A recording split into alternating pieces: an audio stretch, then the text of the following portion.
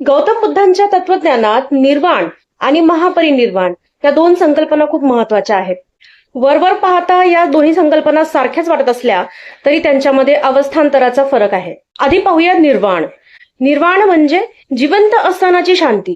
निर्वाणचा शब्दशः अर्थ बघितला तो होतो विझणे, जशी दिव्याची ज्योत विझते. याचा अर्थ असा नाही की माणूस संपला, तर त्याच्यातल्या लोभ, द्वेष, मोह या अग्निज्वाळा विझल्या आहेत. पाली भाषेत एक टर्म आहे सविशेष निब्बाण.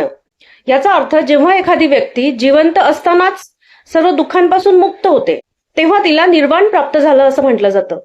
निर्वाण म्हणजे मरण नाही तर अमत. अमत म्हणजे अमरत्व किंवा परम शांतीचा अनुभव, जो याच शरीरात राहून घेता येतो. बुद्धांना वयाच्या 35व्या वर्षी निर्वाण प्राप्त झाले होते. आता महापरिनिर्वाण.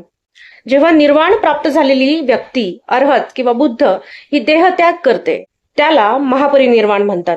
पाली भाषेमध्ये अनुपादिसेस निब्बान या टर्मद्वारे हे महापरिनिर्वाण सांगितलेले आहे. परी म्हणजे पूर्ण, म्हणजे आता जन्म घेण्यासाठी कुठलेही कारण उरलेले नाही.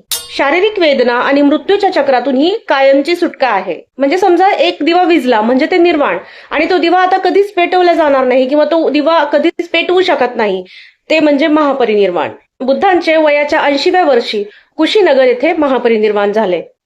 थोडक्यात बघितलं तर निर्वाण ही मनाची अवस्था आहे आणि महापरिनिर्वाण ही देहमुक्तीची अवस्था आहे. निर्वाणामध्ये शरीर जिवंत असते तर महापरिनिर्वाणामध्ये शरीराचा त्याग होतो.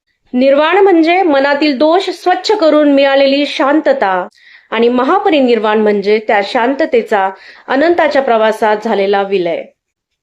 भवतु सब्ब मंगलम. जय भीम.